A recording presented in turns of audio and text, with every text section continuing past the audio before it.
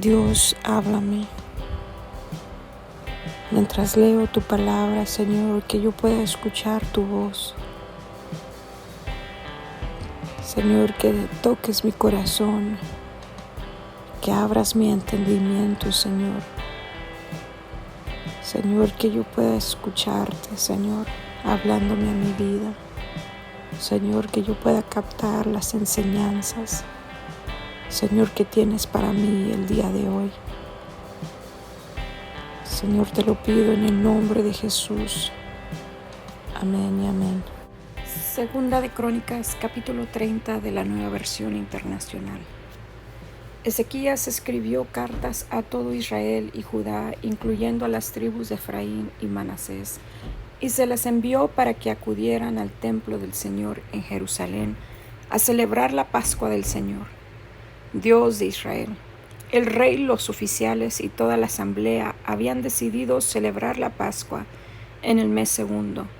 No pudieron hacerlo en la fecha correspondiente porque muchos de los sacerdotes aún no se habían consagrado y el pueblo no se había reunido en Jerusalén. Como la propuesta agradó al rey y a la asamblea, acordaron pregonar por todo Israel, desde Dan hasta Beerseba, que todos debían acudir a Jerusalén para celebrar la Pascua del Señor, Dios de Israel, pues muchos no la celebraban como está ordenado. Los mensajeros salieron por todo Israel y Judá con las cartas del rey y de sus oficiales, y de acuerdo con la orden del rey iban proclamando: Israelitas, vuélvanse al Señor Dios de Abraham, de Isaac y de Israel, para que Él se vuelva al remanente de ustedes, que escapó del poder de los reyes de Asiria. No sean como sus antepasados, ni como sus hermanos, que se rebelaron contra el Señor, Dios de sus antepasados. Por eso Él los entregó a la ruina, como ahora lo pueden ver. No sean tercos como sus antepasados. Sométanse al Señor y entren en su santuario, que Él consagró para siempre. Sirvan al Señor su Dios, para que Él retire su ardiente ira. Si se vuelven al Señor, sus hermanos y sus hijos serán tratados con benevolencia para aquellos que los tienen cautivos, y podrán regresar a esta tierra. El Señor, su Dios, es misericordioso y compasivo. Si ustedes se vuelven a Él, jamás los abandonará. Los mensajeros recorrieron toda la región de Efraín y Manasés, de ciudad en ciudad, hasta llegar a la región de Zabulón, pero la gente se reía y se burlaba de ellos. No obstante, algunos de las tribus de Aser, Manasés y Zabulón se humillaron y fueron a Jerusalén. También los habitantes de Judá, movidos por Dios, cumplieron unánimes la orden del rey y de los oficiales, conforme a la palabra del Señor. En el mes segundo, una inmensa muchedumbre se reunió en Jerusalén para celebrar la fiesta de los panes sin levadura. Quitaron los altares que había en Jerusalén y los altares donde se quemaba incienso y los arrojaron al arroyo de Cedrón. El día 14 del mes segundo celebraron la Pascua los sacerdotes y los levitas. Compungidos se consagraron y llevaron holocaustos al templo del Señor, después de lo cual ocuparon sus respectivos puestos, conforme a lo ordenado en la ley de Moisés, hombre de Dios. Los levitas entregaban la sangre a los sacerdotes y éstos la rociaban. Como muchos de la asamblea no se habían consagrado al Señor, para llevarlo a cabo, los levitas tuvieron que matar por ellos los corderos de la Pascua. En efecto, mucha gente de Efraín, de Manasés, de Isaacar y de Zabulón participó de la comida pascual sin haberse purificado con los que transgredieron la ley. Pero Ezequías oró así a favor de ellos: Perdona, buen Señor, a todo que se ha empeñado de todo corazón en buscarte a ti, Señor, Dios de sus antepasados, aunque no se haya purificado según las normas del santuario. Y el Señor escuchó a Ezequías y perdonó al pueblo. Los israelitas que se encontraban en Jerusalén celebraron con mucho gozo y durante 7 días la fiesta de los panes sin levadura. Los levitas y los sacerdotes alababan al Señor todos los días y le entonaban cantos al son de sus instrumentos musicales. Y Ezequías felicitó a los levitas que habían tenido una buena disposición para servir al Señor. Durante 7 días celebraron la fiesta y participaron de la comida pascual, ofreciendo sacrificios de comunión y alabando al Señor, Dios de sus antepasados. Pero toda la asamblea acordó prolongar la fiesta 7 días más, y llenos de gozo celebraron esos 7 días. Ezequías, rey de Judá, obsequió a la asamblea 1000 novillos y 7000 ovejas y cabras. También los oficiales regalaron 1000 terneros y 10,000 ovejas y cabras, y muchos más sacerdotes se consagraron. Toda la asamblea de Judá estaba alegre, lo mismo que todos los sacerdotes, levitas y extranjeros que habían llegado de Israel, así como los que vivían en Judá. Desde la época de Salomón, hijo de David, rey de Israel, no se había celebrado en Jerusalén una fiesta como esa. Después los sacerdotes y los levitas se pusieron de pie, bendijeron al pueblo y Dios los escuchó. Su oración llegó hasta el cielo, el santo lugar donde Dios habita. Segunda de Crónicas, capítulo 31. Cuando terminó la fiesta, todos los israelitas que estaban allí recorrieron las ciudades de Judá para derribar las piedras sagradas y las imágenes de la diosa Acera. También derribaron por completo los altares paganos en las colinas y los demás altares que había en los territorios de Judá, Benjamín, Efraín y Manasés. Después de eso, todos ellos regresaron a sus ciudades, cada uno a su propiedad. Ezequías asignó turnos a los sacerdotes y levitas para que cada uno sirviera según su oficio y así ofreciera los holocaustos y los sacrificios de comunión, oficiara en el culto, cantara las alabanzas al Señor o sirviera en las puertas de la morada del Señor. El rey destinó parte de sus bienes para los holocaustos matutinos y vespertinos y para los holocaustos de los sábados, de luna nueva y de las fiestas solemnes, como está escrito en la ley del Señor. También ordenó que los habitantes de Jerusalén entregaran a los sacerdotes y a los levitas la parte que les correspondía, para que pudieran dedicarse a la ley del Señor. Tan pronto como se dio la orden, los israelitas entregaron en abundancia las primicias del trigo, del vino nuevo, del aceite, de la miel y de todos los productos del campo. También dieron en abundancia el diezmo de todo. De igual manera, los israelitas y los que vivían en las ciudades de Judá entregaron el diezmo de bueyes y ovejas y de todas aquellas cosas que eran consagradas al Señor su Dios. Y todo lo colocaron en montones. Comenzaron a formar los montones en el mes 3 y terminaron en el 7. Cuando Ezequías y sus oficiales fueron y vieron los montones, bendijeron al Señor y a su pueblo Israel.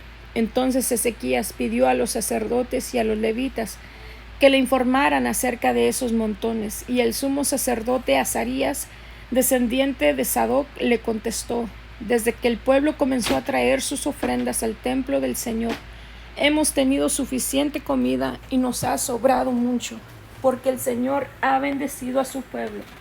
En esos montones está lo que ha sobrado.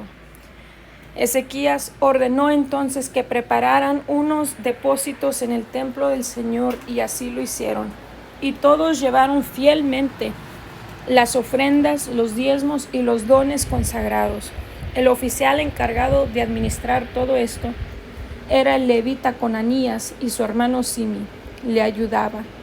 El rey Ezequías y Azarías, el que administraba el templo de Dios, nombraron como inspectores a Jehiel, Asasías, Nahat, Asael, Jerimot, Josabad, Eliel, Ismaquías, Mahat y Benaías, y los pusieron bajo las órdenes de Conanías y su hermano Simi.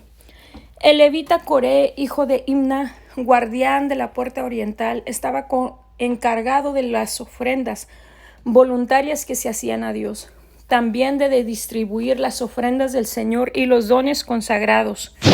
Bajo sus órdenes estaban Edén, Minjamín, Jesúa, Semaías, Amarías y Secanías. Estos se hallaban en las ciudades de los sacerdotes y según sus turnos distribuían fielmente las ofrendas entre sus compañeros grandes y pequeños. Se distribuían entre los varones de 3 años para arriba que estuvieran inscritos en el registro genealógico y que prestaran diariamente sus servicios en el templo del Señor según sus respectivos turnos y oficios. A los sacerdotes se les registraba de acuerdo con sus familias patriarcales y a los levitas mayores de 20 años de acuerdo con sus turnos y oficios. En el registro se incluían los niños pequeños, las mujeres, los hijos y las hijas, es decir, todo el grupo, ya que se mantenían fielmente consagrados. Además, en todas las ciudades había personas encargadas de repartir las porciones entre los sacerdotes descendientes de Aarón y entre los levitas que estaban inscritos en el registro y que vivían en las aldeas de sus ciudades. Eso mismo hizo Ezequías en todo Judá, actuando con bondad, rectitud y fidelidad ante el Señor su Dios. Todo lo que emprendió para el servicio del templo de Dios lo hizo de todo corazón, de acuerdo con la ley y con el mandamiento de buscar a Dios, y tuvo éxito. Capítulo 32. Después de semejante muestra de fidelidad por parte de Ezequías, Sennacherib, rey de Asiria, marchó contra Judá y sitió las ciudades fortificadas, dispuesto a conquistarlas. Cuando Ezequías se enteró de que Sennacherib se dirigía también hacia Jerusalén con el propósito de atacarla, se reunió con sus oficiales y militares y les propuso bloquear los manantiales que había fuera de la ciudad, y ellos lo apoyaron. Entonces se juntó mucha gente y entre todos bloquearon los manantiales y el arroyo que atravesaba la región, pues no querían que al llegar los reyes de Asiria encontraran agua en abundancia. Armándose de valor, Ezequías reconstruyó toda la muralla que había sido derribada y levantó torres sobre ella. También construyó un muro exterior, fortificó los terraplenes de la ciudad de David y mandó fabricar muchas armas y escudos. Luego puso oficiales militares al frente del ejército y luego de reunirlos en la plaza frente a la puerta de la ciudad, los animó con estas palabras: cobren ánimo y ármense de valor. No se asusten ni se acobarden ante el rey de Asiria y su numeroso ejército, porque nosotros contamos con alguien que es más poderoso.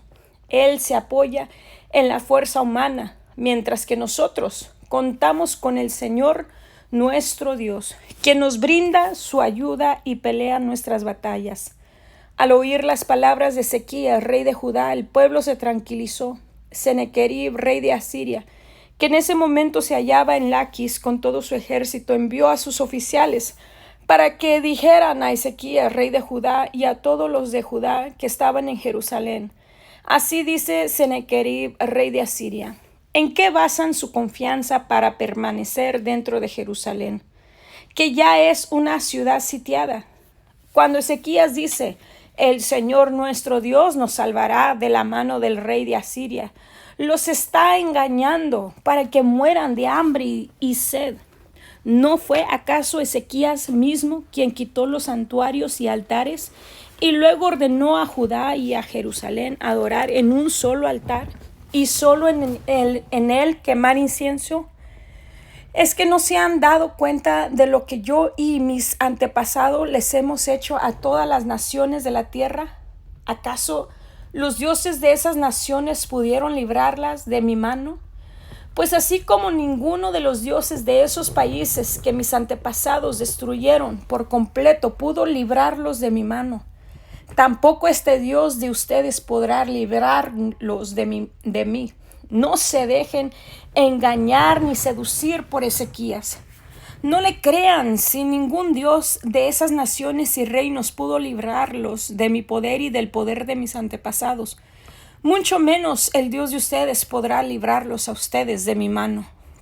Los oficiales de Sennacherib siguieron hablando contra Dios el Señor y contra su siervo Ezequías. Además, Sennacherib escribió cartas en las que insultaba al Señor Dios de Israel en estos términos: así como los dioses de otras naciones no han podido librarlas de mi mano, tampoco ese Dios de Ezequías podrá librar de mi mano a su pueblo. Los oficiales de Sennacherib gritaban a voz en cuello a los habitantes de Jerusalén que estaban en la muralla. Lo hacían en lengua hebrea para infundirles miedo y así poder conquistar la ciudad. Y se referían al Dios de Jerusalén como si fuera igual a los dioses de las otras naciones de la tierra, fabricados por manos humanas. Por ese motivo el rey Ezequías y el profeta Isaías, hijo de Amós, clamaron al Señor en oración. Entonces el Señor envió un ángel para que exterminara a todos los soldados, a los comandantes y oficiales del campamento del rey de Asiria, quien tuvo que volver avergonzado a su país. Al entrar en el templo de su Dios, sus propios hijos lo asesinaron. Así salvó el Señor a Ezequías y a los habitantes de Jerusalén de la mano de Sennacherib, rey de Asiria, y de todos sus enemigos, y les dio paz en todas sus fronteras. Entonces muchos fueron a Jerusalén con ofrendas para el Señor y regalos para Ezequías, rey de Judá. De este modo aumentó el prestigio de Ezequías entre todas las naciones. Por aquellos días Ezequías se enfermó gravemente y estuvo a punto de morir. Entonces oró al Señor, quien respondió y le dio una señal extraordinaria. Pero Ezequías no correspondió al favor recibido, sino que se llenó de orgullo. Eso hizo que la ira del Señor se encendiera contra él, también contra Judá y Jerusalén. Luego Ezequías, junto con los habitantes de Jerusalén, se arrepintió de su orgullo, y mientras él vivió, el Señor no derramó su ira contra ellos. Ezequías llegó a tener muchas riquezas y a gozar de gran prestigio. Acumuló grandes cantidades de plata, oro, piedras preciosas, perfumes, escudos y toda clase de objetos valiosos. Tenía depósitos para almacenar trigo, vino nuevo y aceite, establos para toda clase de ganado y rediles para los rebaños. Edificó ciudades. Además, era dueño de una inmensa cantidad de ganado, mayor y menor, pues Dios le concedió muchísimos bienes. Ezequías fue también quien cegó la salida superior de las aguas de Gihón y las desvió por un canal subterráneo hacia la parte occidental de la ciudad de David. En fin, Ezequías tuvo éxito en todas las obras que emprendió. Sin embargo, cuando los gobernantes de Babilonia enviaron una embajada para investigar acerca de la señal extraordinaria que había tenido lugar en el país, Dios se retiró de Ezequías para probarlo y descubrir todo lo que había en su corazón. Los demás acontecimientos del reinado de Ezequías, incluyendo sus hazañas, están escritos en la visión del profeta Isaías, hijo de Amós, y en el libro de los reyes de Judá e Israel. Ezequías murió y fue sepultado con sus antepasados en la parte superior del panteón de los descendientes de David. Todos los habitantes de Judá y de Jerusalén le rindieron honores, y su hijo Manasés lo sucedió en el trono. Capítulo 33. Manasés tenía 12 años cuando comenzó a reinar. Reinó en Jerusalén 55 años, pero Manasés hizo lo malo ante los ojos del Señor, pues practicaba las repugnantes ceremonias de las naciones que el Señor había expulsado delante de los israelitas. Reconstruyó los altares paganos que su padre Ezequías había derribado. Además, edificó otros altares en honor de los Baales e hizo imágenes de la diosa Acera. Se postró ante todos los astros del cielo y los adoró. Construyó altares en el templo del Señor, lugar del cual el Señor había dicho: en Jerusalén estará mi nombre por siempre. En ambos atrios del templo del Señor construyó altares en honor de los astros del cielo.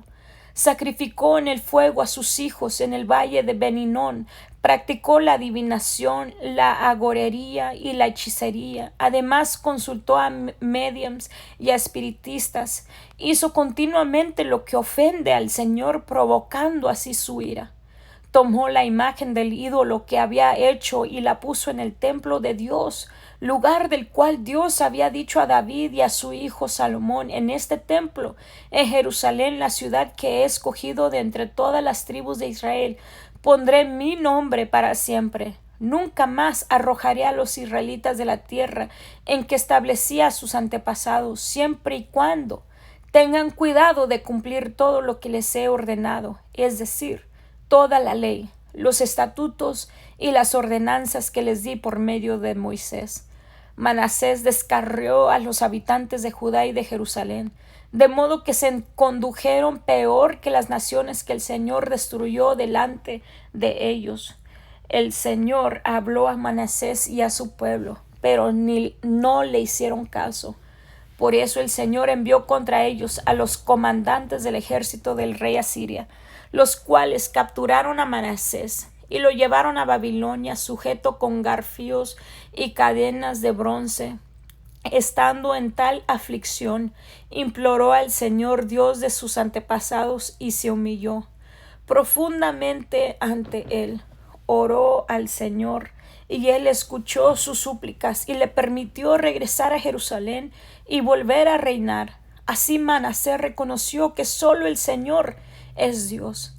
Después de esto, Manasés construyó una alta muralla exterior en la ciudad de David, la cual iba desde el oeste de Gihón en el valle hasta la puerta de los pescados y rodeaba a Ofel. Además, colocó comandantes militares en todas las ciudades fortificadas de Judá y sacó del templo del Señor los dioses extranjeros y el ídolo, arrojando fuera de la ciudad todos los altares que había construido en el monte del templo del Señor y en Jerusalén. Luego reconstruyó el altar del Señor y en él ofreció sacrificios de comunión y de acción de gracias, y ordenó a Judá que sirviera al Señor Dios de Israel. Sin embargo, el pueblo siguió ofreciendo sacrificios en los altares paganos, aunque se los ofrecían solo al Señor su Dios.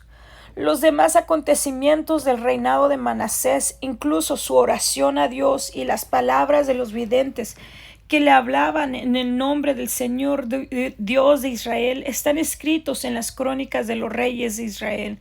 Su oración y la respuesta que recibió, como también todos sus pecados y rebeldías, los sitios donde erigió altares paganos y colocó las imágenes de la diosa Acera y de otros ídolos, lo cual hizo antes de su humillación. Todo esto está escrito en las crónicas de Josai.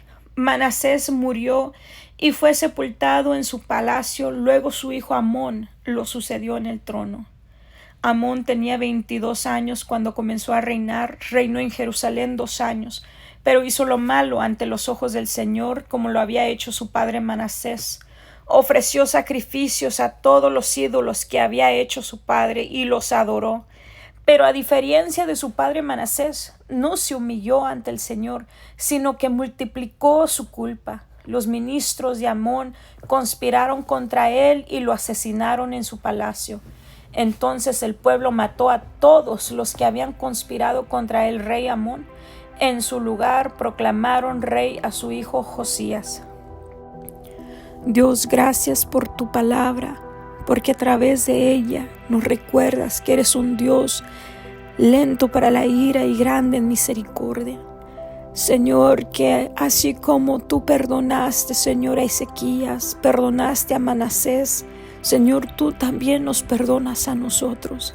Señor, que eres lento para irarte contra nosotros, Señor, y estás, Señor, deseando que cada uno de nosotros vengamos en arrepentimiento, nos humillemos ante ti, Señor, que en el momento que nosotros clamamos a ti, así como lo hizo Manasés, aunque vivió una vida despiadada, Señor, una vida, Señor, que idólatra, Señor, en desobediencia, pero en el momento que clamó a ti, allí en el cautiverio, allí en la miseria, Señor, él clamó a ti y tú lo escuchaste, oh Dios, y tú lo libraste, Señor, y lo restableciste en el reinado, Señor, y le diste una nueva oportunidad para vivir, Señor, una vida en obediencia a ti, Señor.